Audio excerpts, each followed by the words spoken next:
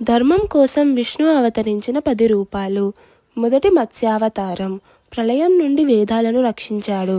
రెండవ కూర్మావతారం, సముద్ర మథనానికి మద్దతుగా పర్వతాన్ని మోశాడు. మూడవ వరాహావతారం, భూమాతను సముద్రం నుండి బయటకు తీసుకున్నాడు.